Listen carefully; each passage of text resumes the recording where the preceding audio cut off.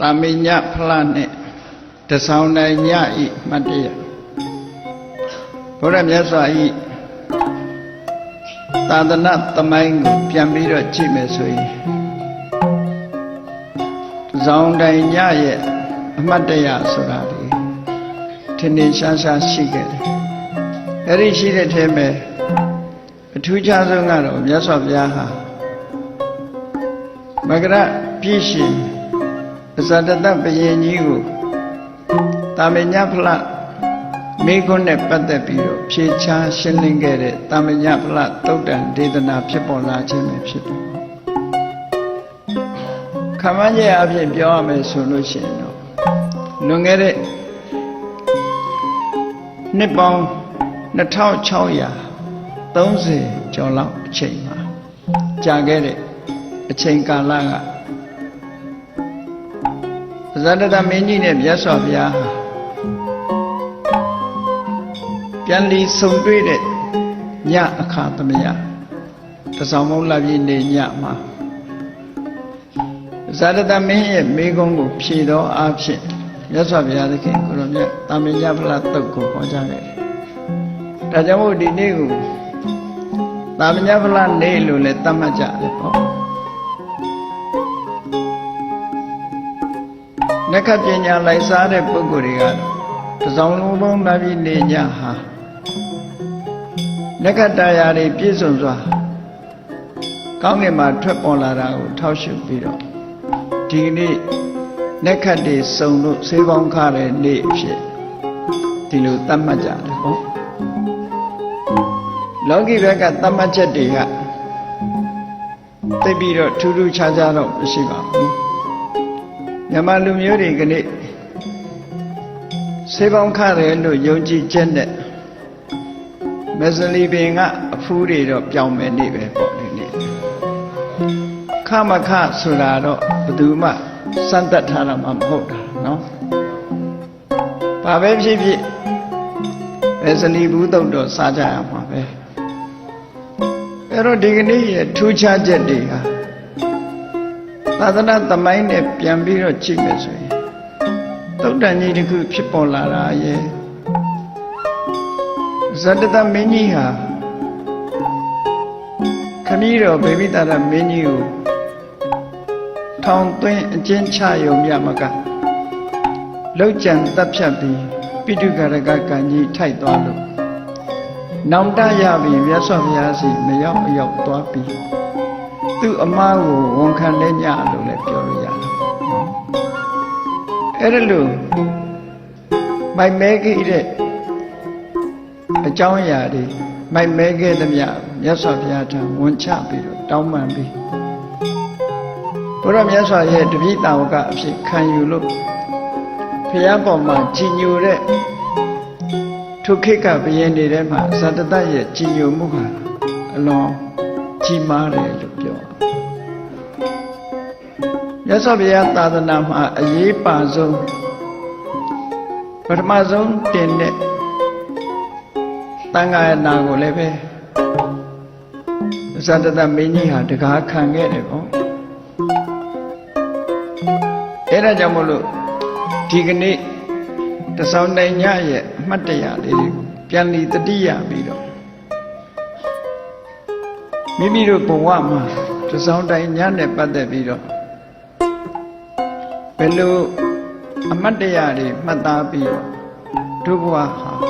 ဘယ်လိုတန်ဖိုးရှိတဲ့အလုပ်တွေကိုလုပ်ကြမလဲဆိုတာသိရှိနားလည်ကြပါနှစ်ပေါင်း2600ကျော်လွန်ခဲ့တဲ့အတိတ်အကြောင်းတွေကိုပြန်ပြောင်းပြီးတော့စဉ်းစားမယ်ဆိုရင်သာသနာတော်မှာအခက်ခဲတွေနဲ့ကြုံတွေ့ကြရတဲ့အခြေအနေမျိုးတွေဖြစ်ပေါ်ခဲ့ဘူးတဲ့ပေါ့ဒီတာမညဖလားတုတ်ကိုမြတ်စွာဘုရားဟောတဲ့အခါ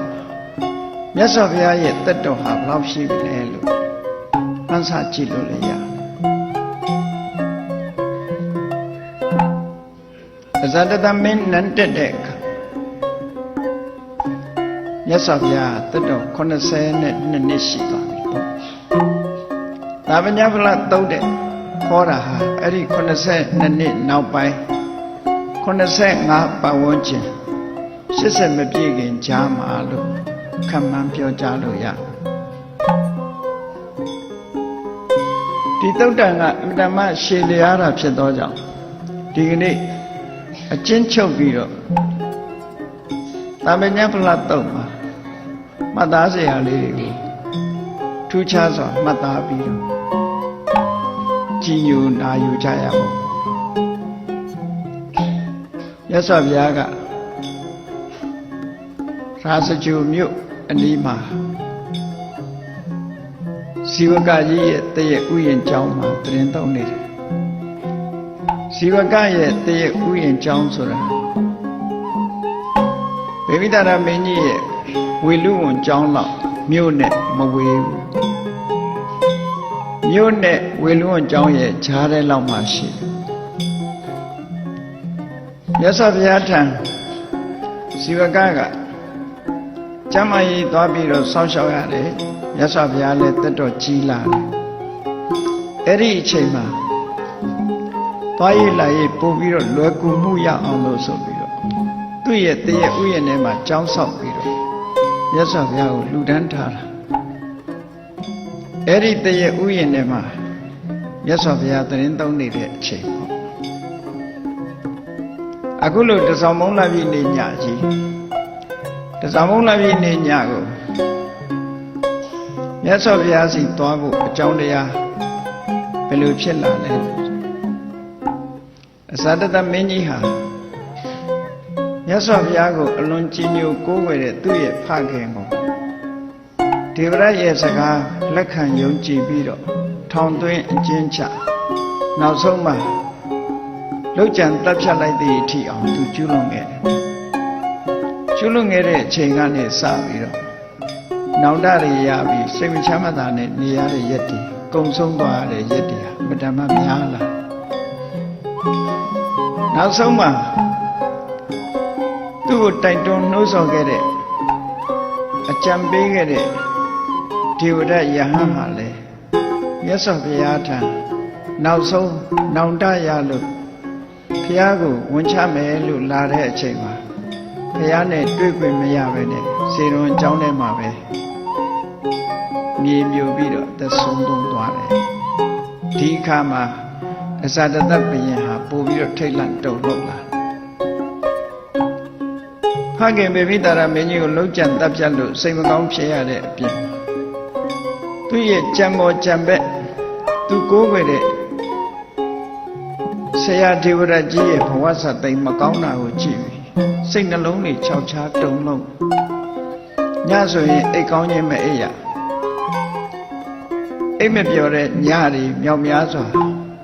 ကြော်လွန်ခဲ့ရတယ်ဒါသဘာဝပဲမကောင်းမှုအကုသိုလ်လှုပ်ထားတဲ့ပုဂ္ဂိုလ်ဟာစိတ်နှလုံးပူလောင်မှုကိုခံစားရသမျှပဲ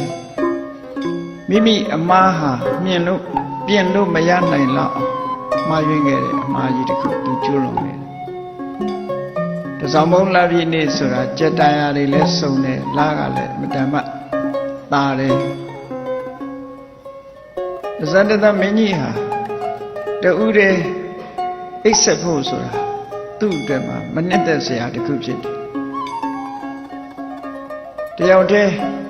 အိပ်ဆက်နားနေတော့မယ်လို့ဆိုလို့ရှိရင်သူ့ရဲ့ပူလောင်တဲ့အတွေးတွေနဲ့စိတ်နှလုံးတုန်လှုပ်ခြောက်ခြားမှုတွေကဖြစ်ပေါ်လာအားလုံးကမ္ဘာသမိုင်းကိုဖတ်ကြည့်မယ်ဆိုလို့ရှိရင်နော်ဒီလိုအဖြစ်မျိုးတွေတွေ့ကြမှာပဲလောက်ကျန်တပ်ဖြတ်မှုရဲ့နောက်ွယ်မှာကြောက်မဲ့ဖွယ်ရာဒီကြောက်စရာတွေကသူ့ကိုလိုက်ပြီးတော့ခြောက်လှန့်နေတာမျိုးဖြစ်တယ်ပေါ့ဒီနေရာမှာအဇာတတမင်းကြီးကမိကနေပြောသွားလိုက်တဲ့အချိန်မှာဝိုင်းပြီးတော့သူ့ကိုလှန်နေနဲ့ထိုးချသလိုစိတ်နှလုံးတုန်လှုပ်ခြောက်ခြားစွာခံစားရတော့လန့်ပြီးတော့အော်တယ်အနန္တရှိတဲ့အဆောင်တွေကရှင်မင်းကြီးဘာဖြစ်တာတော့ဆိုထုတ်ပြောရမှလဲရှက်တယ်ဘ ဘာမှမဖြစ်ပါဘူးဒီလိုလက်လံပြီးတော့ရောင်းရောင်ပြီးတော့អော်ခဲ့ရတဲ့ညတွေကြောင့်မလို့သူညမအိတ်ချင်အိတ်ရမှာကိုသူဆက်ဆုပ်တယ်ဒါကြောင့်မို့အခုလို့တစောင်းမုံလာပြည့်နေ့ညကြီးမှာအမတ်တွေကိုအနာနာခေါ်ထားပြီးတော့နန်းရင်ပြင်ကလာသဆောင်ကြီးပေါ်မှာထိုင်ပြီးစကားစမြည်ပြောတာသူ့အတွက်စိတ်ပြေလက်ပြောက်ဖြစ်တယ်ပေါ့အဲ့ဒီမှာအဇာတတမင်းကြီးကနှုတ်ထဲကနေသူ့ရဲ့စိတ်လှုပ်ရှားမှုကိုဖော်ပြတယ်ကောင်းကင်ကိုမောကြည့်လိုက်တယ်ရာသီဥတုကလည်းတစောင်းမုံလာပြည့်နေ့ဆိုတာဟာမိုးလေးလကုံဆုံးတဲ့နေ့လည်းဖြစ်တယ်အဲ့ဒီအိုင်နေထဲမှာလည်းပဲကြာမျိုး၅ပါးပွင့်လန်းနေတဲ့အခါသမယဖြစ်လို့အလွန်တင့်တယ်လှပလို့သူ့ရဲ့နှုတ်ကနေပြီးတော့ညဟာတော်တော်ตาရတဲ့ညကြီးပဲအပြစ်ကင်းတဲ့ညကြီးဟာလှလိုက်တာ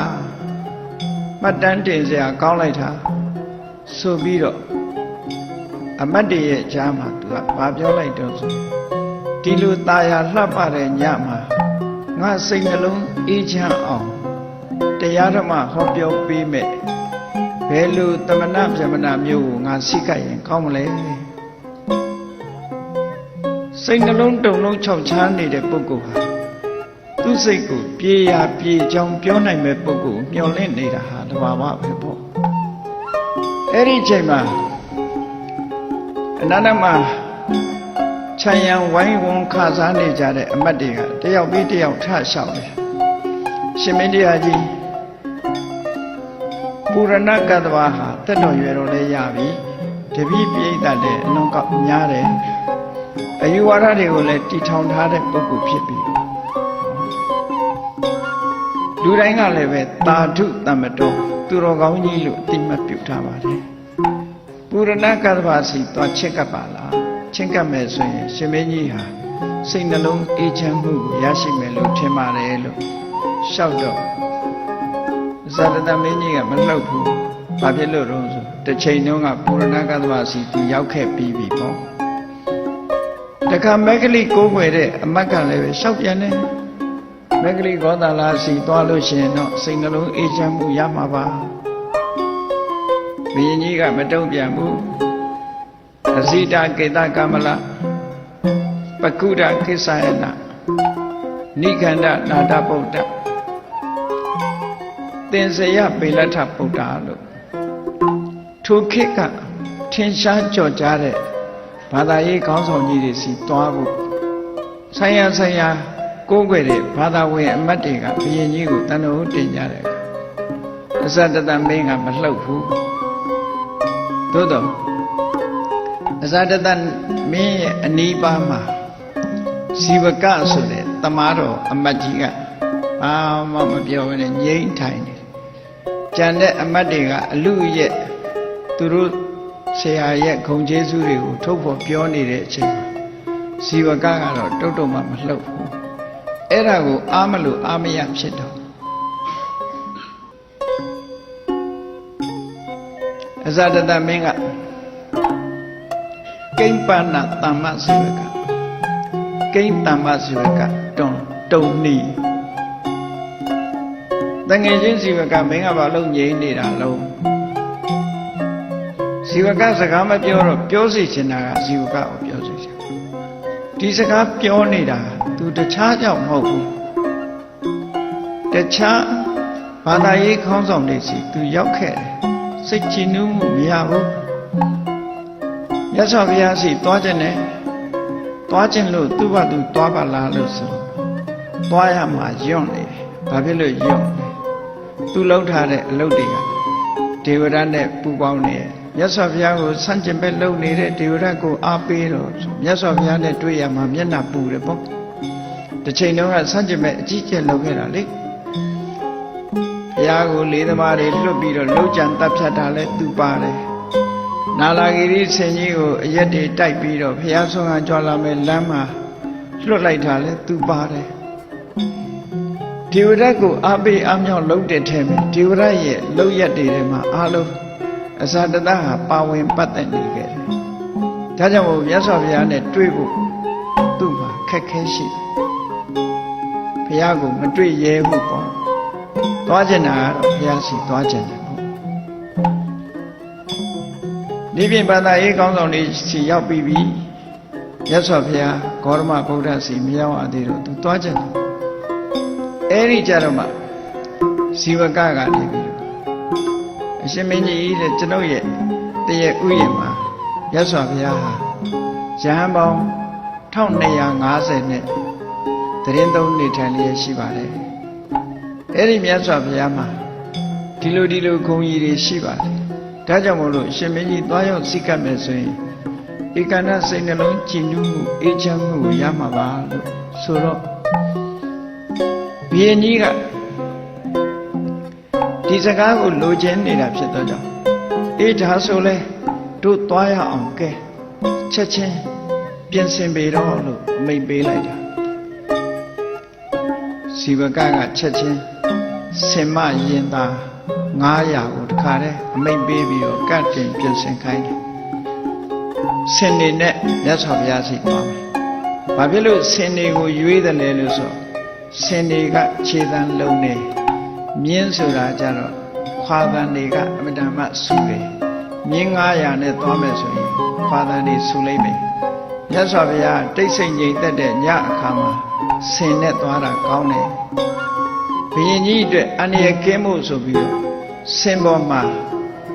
ဒီဘုရင်ရဲ့အချမ်းရံဖြစ်လိုက်ပါမဲ့ပုဂ္ဂိုလ်တွေကိုလည်းပဲ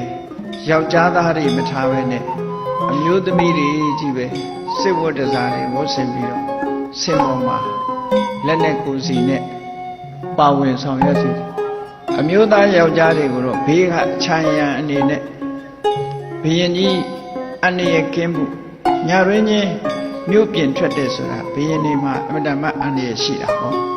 ရန်သူကအမတန်များသည့်အတွက်ကြောင့်ညရင်းချင်းထက်ဖို့ရအတွက်လုံခြုံရေးကိုတင်းကြပ်ဆရာဇီဝကစီမံဆောင်ရွက်တယ်သူကလည်းပဲအမတ်တူပဲနန်းတွဲမှာကြီးပြင်းတဲ့အမတ်ဆိုဘုရင်ရဲ့လုံခြုံရေးကိုသူကတာဝန်ယူရတာအကယ်၍တစုံတစ်ခုဖြစ်သွားလို့ရှိရင်ဇီဝကဟာဘုရင်ကိုမြို့ပြင်ခေါ်ထုတ်သွားပြီးတော့သူ့ကြောင့်မို့လို့ဘုရင်ဟာဒုက္ခရောက်သွားတယ်လို့အပြောမခံနိုင်ဘူးဒါကြောင့်မို့လို့သူကြာကြာနာနာစီမံဆောင်ရွက်ပြီးတကယ်ကိုထိန်လင်းနေအောင်မိထုတ်တွေထိုခေတ်ကတော့မိထုတ်ကြီးတွေကင်ရင်ပြီးတော့ဘုရင်စီမှာအဝေးကလှမ်းပြင်းတောင်မရောက်တော့အောင်ဘေးကအချမ်းရံနေမြောက်များစွာနဲ့စင်မရင်သား900ချမ်းရံပြီးတော့ဘယ်နေရာမှာဘုရင်ပါတယ်ဆိုတာမသိရတော့အောင်ဆင်တွေချမ်းရံပြီးတော့ဘုရင်မြတ်စွာဘုရားသခင်ကိုရမြတ်ကိုစီကိုဟောဒီတစောင်းမုံလာပြီးနေညာကြီးမှာထွက်သွားတယ်အဲ့ဒါလို့သွားလိုက်တဲ့အခါကျတော့ဇီဝကဥယျာဏရောက်တယ်ရောက်ပြီးဆိုတဲ့အခါကျတော့ဘာဖြစ်လာလဲဇီဝကပြောထားတဲ့သူတည်းရဲ့ဥယျာဉ်ထဲမှာမြတ်စွာဘုရားဟာရဟန်းတန်က1250နဲ့တရင်သုံးနေတယ်လို့ပြောတယ်သို့တော့တရားဥယျာဏရောက်သည့်ထိအောင်လူတန်လူရိပ်လူချေဘာမှမမြင်ရအောင်တိတ်ဆိတ်ငြိမ်သက်နေတာစဉ်းစားကြည့်လေလက်ရှိလူပဲဖြစ်ဖြစ်ရဟန်းပဲဖြစ်ဖြစ်1250ဆိုတဲ့အရေအတွက်ဟာနဲတာမှမဟုတ်တာအဲ့တော့ချောင်းဆိုးတန်တို့ခြေတန်တို့ဆက်တန်တို့စကားပြောတန်တို့ဆိုတာကြားနေရမယ်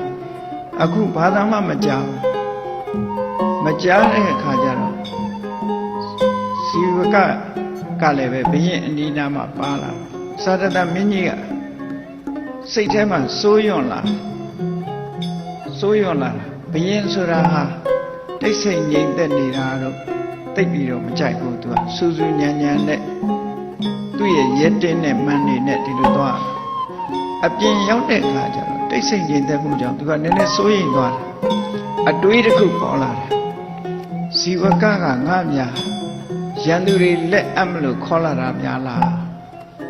ငါကိုလိန်ပြီးတော့များဖျားရှိတယ်ဆိုပြီးတော့များခေါ်လာတာလားငါလည်းမစင်မကျင်သူ့လက်ကိုသူ့ကိုစီမံခိုင်းလိုက်တယ်အခုသူဝိယနာရောက်လာပြီဘာသာမှလည်းမကြားရဘူးငါလိန်များလိန်တာလားဆိုတဲ့အတွေးဝင်ပြီးတော့ဘုရင်ကြီးကကြောက်လာချွေးပြန်လာ လူဆိုတာမကြောက်တဲ့လူမရှိဘူးလေအဲ့တော့ဇာတတဘုရင်ကြီးကအလွန်ကြောက်လာပြီးတော့ချွေးတွေပြန်လာတယ်သူ့နေနာမှာရှိတဲ့ဇီဝကကိုဘယ်နဲ့လဲတငယ်ချင်းဇီဝကမင်းငါလိန်နာမဟုတ်ဘူးနော်ငါ့ကိုများရန်သူလက်ကိုမှအပ်ဖို့ခေါ်လာတာမဟုတ်ပါဘူးနော်မင်းပြောတော့တန်ဃာတွေ1250ရှိတယ်လို့လည်းပြောတယ်ဘာသာမှမကြားရပါလားဘာမှလည်းမမြင်ရပါလားမှောင်ကြီးကြနေပါလားလို့ဒီလိုပြောတဲ့အခါကျတော့ဆရာဇီဝကကြီးကရှင်မင်းကြီးမကြောက်ပါနဲ့မကြောက်ပါနဲ့ရှင်မင်းကြီးကိုမလိမ္မာဘူးရန်သူလက်မအပ်ပါဘူးမြတ်စွာဘုရားရှိပါတယ်လှမ်းကြည့်လိုက်ပါဟိုမှာမီးရောင်ကလေးတွေ့တယ်မို့လားအဲ့ဒီမီးရောင်လေးမှာဒီမန္တလမာလဆိုတဲ့အဆောက်အဦကြီးမှာဘုရားနဲ့သံဃာတွေအခုချိန်မှာထိုင်ပြီးတော့တရားနာနေကြတာမြတ်စွာဘုရားတရားဟောနေတာရဟန်းသံဃာတွေတရားနာနေကြတာရှင်မင်းကြီးတွေ့ပါလိမ့်မယ်ကျွန်ုပ်မလိမ္မာဘူးလို့အားပေးစကားပြောတော့မှသူဟာပြန်ပြီးတော့အားတက်လာပြီဥယျာဉ်ဝါရောက်တဲ့အခါမှာဆင်မောကလို့ဆင်းပြီးတော့အချမ်းရံနေနဲ့မြတ်စွာဘုရားသတင်းသုံးတဲ့စီသွားပြီးတော့အဲ့ဒီအချိန်မှာထိုင်းနေကြတာမီးလေးထွန်းပြီးထိုင်းနေကြတာမြင်တော့အလုံးရဟန်းသံဃာတွေပဲမြင်တော့ဇာတတမင်းကြီးကဘယ်မလဲဇီဝကတငယ်ချင်းဇီဝကဘယ်မှာလဲမြတ်စွာဘုရားလားလို့ဆိုရှင်မင်းကြီးတဲ့အဲ့ဒီအဆောက်အဦတွေကြည့်လိုက်မိထွန်းထားတဲ့အချိန်မှာအလဲတိုင်းကိုမှီပြီးတော့သူ့နောက်ကတန်ဃာတွေခြံရံပြီးတော့တန်ဃာတွေရဲ့ရှေ့မှာထိုင်းနေတာဟာအဲ့ဒါမြတ်စွာဘုရားပဲရှင်မင်းကြီးစိတ်ချလက်ချသွားပါလို့ဆိုတော့မှာနော်မြတ်စွာဘုရားထိုင်ပုံကဘယ်လိုထိုင်တော့ဆိုအဝန်းဝိုင်းတရံဆောက်ထားတဲ့အဆောက်အဦကြီးထဲမှာမြတ်စွာဘုရားကအလဲဘဟုတိုင်ကြီးကိုမှီပြီးတော့အရှိဘက်ကိုမျက်နှာလှည့်ပြီးတော့ထိုင်နေရဟန်းတန်ဃာတွေကမြတ်စွာဘုရားရဲ့နောက်ကျောဘက်ကနေပြီးတော့ဝိုင်းရံပြီးတော့ထိုင်ကြတယ်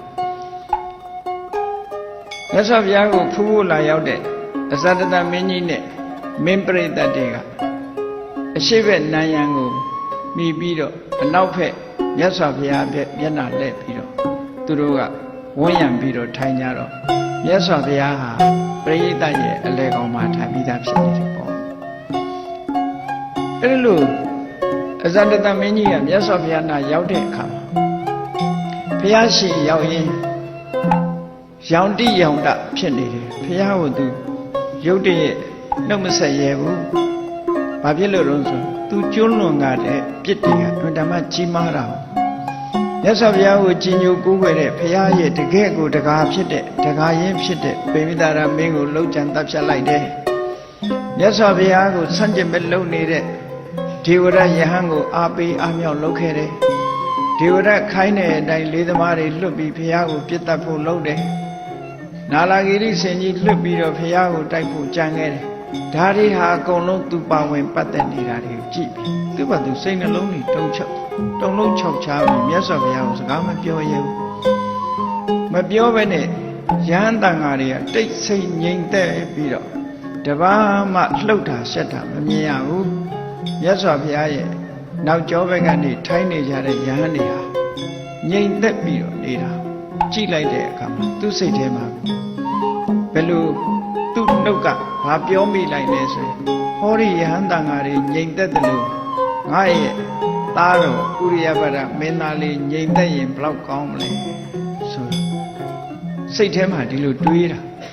ဘာဖြစ်လို့လဲဆိုတော့သူ့သားလေးကိုလိမ္မာစေချင်တယ်ဒါမိခင်ကြီးရဲ့မိဘတွေရဲ့စိတ်ဓာတ်ပဲဖြစ်မယ်ယဟန်တန်ဃာတွေစီကံစနစ်တကျငြိမ်ငြိမ်သက်သက်နေတယ်လို့သူ့သားလေးကိုဒီလိုငြိမ်သက်စေချင်တယ်သူကိုယ်တိုင်ကဖခင်ကိုလှုပ်ကြံတပ်ဖြတ်ထားတာဖြစ်တော့သူ့သားလေးကမငြိမ်မသက်ဆိုရင်တစ်ချိန်ကျသူ့ကိုလှုပ်ကြံတပ်ဖြတ်မှလည်းသူတွေးမိတယ်ပေါ့ဒါကြောင့်မို့လို့ငါသားလေးဟောဒီယဟန်နေလို့စီကံရှိတဲ့ပုဂ္ဂိုလ်မျိုးဖြစ်သိကောင်းမှာပဲလို့နှုတ်ကနေထုတ်ပြောတော့မြတ်စွာဘုရားကမြင်ကြီးစိတ်ချမ်းသာရရအောင်အာဂမနုခောမဟာရာဇယထာပိမဘယ်လိုလဲမင်းကြီးချစ်ခင်မြတ်နိုးတဲ့သားစီစိတ်ရောက်နေသလားလို့မြတ်စွာဘုရားကနှုတ်ဆက်လိုက်တဲ့အခါနှုတ်ဆက်စကားပြောလိုက်တော့မှ ဝမ်းသာသွားတယ်သူနော်စကားပြောရဲတယ်မှန်ပါဗျာတပည့်တော်သားတော်ဥရိယဂါဒကိုအလွန်ပဲချစ်မြတ်နေပါလေတပည့်တော်ရဲ့သားတော်လေးဟာခုလိုယဟန်နေလို့စီကံတကြငြိမ်ငြိမ်သက်သက်များဖြစ်သွားမယ်ဆိုရင်တပည့်တော်သိကောင်းမှာပဲလို့တွေးမိပါတယ်လို့ဒီလိုရှောက်လိုက်တဲ့အခါစကားစမိပြီးသားဖြစ်သွားသူစိတ်တွေမြတ်စွာဘုရားပေါ်မှာကြောက်ရွံ့နေတဲ့စိတ်တွေဟာပြေလျော့သွားပြီးတော့မြတ်စွာဘုရားရဲ့ဖော်ရွေမှုပြုံးရွှင်တဲ့မျက်နှာမဟာကရုဏာတွေကိုကြောင်းမို့လို့သူဟာစိတ်ချမ်းသာမှုတွေအများကြီးရသွားတယ်ဘုရင်ကြီးရသွားတဲ့အခါကျတော့အဲ့ဒီကျမှမြတ်စွာဘုရားသခင်ကိုရောမြတ်ကိုဥသုံးငိမ်ချပြီးတော့ယဟန်တန်ဃာတွေကိုလက်အုပ်ချတယ်ဒီနေရာမှာမှတ်သားစရာကောင်းတာမြတ်စွာဘုရားကိုဥသုံးငိမ်ချပြီးတော့ယဟန်တန်ဃာတွေကိုလက်အုပ်ပဲချီတယ်ဆိုတာဘာကြောင့်လဲနော်ဘာကြောင့်လဲလို့ဆိုမြတ်စွာဘုရားကအကြီးမားဆုံးအမြင့်မြတ်ဆုံးပုဂ္ဂိုလ်ဖြစ်သည့်အတွက်ကြောင့်ဘုရားကသာဥသုံးငိမ်ချတယ်ကျန်တဲ့ယဟန်တွေကိုဥသုံးငိမ်ချနိုင်မယ်ဆိုလို့ရှိရင်မြတ်စွာဘုရားကိုမလေးစားရကြဘူးပေါ့ဒါကြောင့်မို့ဒီအမြတ်ဆုံးပုဂ္ဂိုလ်အလေးစားပေးပြီးတော့လေးစားသမှုပြုပြီးတော့ကျန်တဲ့ပုဂ္ဂိုလ်တွေကိုတော့အတိမတ်ပြုတဲ့သဘောလောက်ပဲ respect ပေးတဲ့အနေနဲ့လက်ဥကလေးပဲလှမ်းချလိုက်တယ်ဒါသဘာဝပဲဒါကြောင့်မို့လို့ဆရာတော်ကြီးတွေစီရောက်တဲ့အခါမှာတချို့ဒီလိုစာလာပေလာတွေကိုမှတ်သားတဲ့ပုဂ္ဂိုလ်တွေဟာဆရာတော်ကြီးတွေကိုရှိခိုးဝါချပြီးအနာနာမှာတခြားတန်ခါရှိရင်လက်ကလေးပဲခြီတော့တယ်နော်ဆရာတော်ကြီးကြောပေးပြီးတော့တခြားကိုတော့ဝတ်မချဘူးဆိုပါလို့ရွှေတကုံစေတီတက်မယ်ဆိုလို့ရှိရင်တော့ရွှေတကုံစေတီတော်မြတ်ကြီးကိုဥချနေလို့ရှိရင်နောက်ကဘုရားရုပ်ဘွားတော်တွေကြောပေးပြီးသားဖြစ်နေတယ်အဲ့ဒါဟာတကယ်တော့လေအာဃာရဝါဖြစ်တဲ့အနေအထားမျိုးဖြစ်တယ်ပေါ့အဲ့ဒါမျိုးတွေကတကယ်တော့မဖြစ်သင့်ဘူးတကယ်မြတ်စွာဘုရားကိုဥသုံးကျိတ်ချနေတဲ့အချိန်မှာနောက်ကရုပ်ဘွားဆင်းရဲတော်တွေရှိနေတာဟာမသင့်တော်တဲ့အနေအထားတစ်ခုဖြစ်တယ်ပေါ့အေးဒါလည်းပဲတည်ပြီးသားဖြစ်နေတော့ဘယ်သူမှမတတ်နိုင်ဘူးလေမြတ်စွာဘုရားရှေ့ကရုပ်ဘွားတော်ဥချရင်နောက်ကရုပ်ဘွားတော်ကိုအလို့လျောက်ကြောပေးပြီးသားဖြစ်နေတယ်ပေါ့ရှေ့တုန်းကဒီလိုပဲဒီမြင့်မြတ်တဲ့ပုဂ္ဂိုလ်ရဲ့အနီးမှာနေလို့ရှိရင်သူ့လောက်မမြင့်မြတ်တဲ့ပုဂ္ဂိုလ်လာလို့ရှိရင်အလေးပြုတာမျိုးမလုပ်ရဆိုပါစို့သတ္တပါဏိဆိုတဲ့ဥပဒကဟာကောသလမင်းကြီးမလာခင်မြတ်စွာဘုရားနာမှာထိုင်ပြီးတော့ဘုရားကိုယုသိကာရဝပြုနေတယ်အဲ့ဒီချိန်မှာဘုရင်မင်းကြီးလာတဲ့အခါမှာခုခေတ်မှာဆိုလို့ရှိရင်လူတွေကယုံနဲ့ထပြီးတော့နောက်လူကိုကြိုလိုက်ပဲသတ္တပါဏိဥပဒကကတော့ဘုရင်ကြီးလာတာကိုထပြီးတော့မကြိုဘူးဘာဖြစ်လို့မကြိုတယ်လဲလို့ဆိုရင်မြတ်စွာဘုရားကပို့ပြီးတော့မြင့်မြတ်တဲ့ပုဂ္ဂိုလ်ဘုရင်ကိုထကြိုလို့ရှိရင်ဘုရင်ကမြတ်စွာဘုရားတဲ့ပို့ပြီးတော့အလေးပေးခံရတဲ့ပုဂ္ဂိုလ်ပြုလို့ဖြစ်သွားနိုင်တယ်ဒါကြောင့်မို့လို့ဘုရင်ကိုထမကြိုဘူးမြတ်စွာဘုရားကိုပဲအလေးပြုပြီးတော့နေတယ်အဲ့ဒါလို့နေတော့ဘုရင်လှုပ်တဲ့ပုဂ္ဂိုလ်ကမကျေနပ်ဘူးအခုခေတ်မှာလည်းပဲတချို့ဒီဆရာတော်ကြီးတွေရှေ့မှာတရားနာနေတယ်နောက်ကပရိသတ်လာရင်ထကြိုးတယ်ဆိုတာတကယ်တော့မလုပ်သင့်တဲ့ကိစ္စတစ်ခုပဲလေးစားရတဲ့ပုဂ္ဂိုလ်ရှေ့မှာရောက်နေရင်နောက်ကဘယ်လိုပုဂ္ဂိုလ်မျိုးပဲလားဒီဆရာတော်ကြီးတဲ့ကြီးတဲ့ပုဂ္ဂိုလ်လာရင်တော့ထကြိုးရမယ်ဆရာတော်ကြီးကိုယ်တိုင်ကလည်းထကြိုးရမယ်အဲ့တော့သူ့ရဲ့ကြီးတဲ့ပုဂ္ဂိုလ်မဟုတ်လို့ထကြိုးမယ်ဆိုရင်ဒီဆရာတော်ကြီးကိုအလေးမပေးရရောက်ပြီးတော့နောက်လာတဲ့ပုဂ္ဂိုလ်ကိုအလေးပေးရရောက်တော့အာဃာရဝဖြစ်တယ်လို့ဒီလိုဆိုတယ်နော်အဲ့ဒီသတ္တပဏိဝတ္ထုကြည့်လိုက်မယ်ဆိုရင်ဘုရင်ကြီးလာတာကိုသူ respect မပေးဘူးဘာဖြစ်လို့တော့ဘုရားရှိနေတယ်ဘုရားကို respect ဖြတ်ပြီးတော့ဘုရင်ကိုသွားပြီးတော့ဦးစားမပေးဘူးသို့တော့ဘုရင်ကမကျင့်တတ်ဘူးသိတဲ့ပုဂ္ဂိုလ်ကြတော့ကျင့်တတ်တယ်ဘုရင်ကဒီယဉ်ကျေးမှုကိုသူမသိသည့်အတွက်ကြောင့်မကျင့်တတ်တော့မြတ်စွာဘုရားကဂျားဝင်ပြီးတော့ဘုရင်ရဲ့မျက်နှာကိုအကဲခတ်ပြီးတော့ဒီပုဂ္ဂိုလ်ပေါ်မှာသူမကျေနပ်ဖြစ်တယ်ဆိုတာကိုသိလို့မြတ်စွာဘုရားကဒီဥပဒကဟာပိဋကတ်၃ပုံကိုတက်ကြွပြီးတော့အနာဂံဥပဒကဖြစ်တယ်ဆိုတဲ့အကြောင်းကိုမြတ်စွာဘုရားကမိတ်ဆက်ပေးလိုက်ရတယ် အဲ့ဒီကြတော့မှဘုရင်ကြီးကပြေးသွားတယ်ဒီလိုလဲရှိတတ်တယ်ပေါ့နော်သို့တော့သတ္တပတိဥပဒကလှုပ်တာကမှတ်နေပေါ့ဘုရားကိုဒီအလေးပေးနေတဲ့အချိန်မှာတခြားပုဂ္ဂိုလ်ကိုအလေးပေးတော့အဖြစ်ထပြီးတော့ကြိုဆိုတာမျိုးမလုပ်ဘူးတဲ့ဒါကသူကမှန်ကန်တယ်ပေါ့ဒါလူယဉ်ကျေးမှုလို့ခေါ်တယ်ပေါ့သို့တော့ဒီလူယဉ်ကျေးမှုကိုလူတိုင်းကသိတာမဟုတ်ဘူးဒါကြောင့်လေးစားရတဲ့ပုဂ္ဂိုလ်ရဲ့ရှေ့မှာနေလို့ရှိရင်အမြဲတမ်းဒါတတိထားရတဲ့ကိစ္စတစ်ခု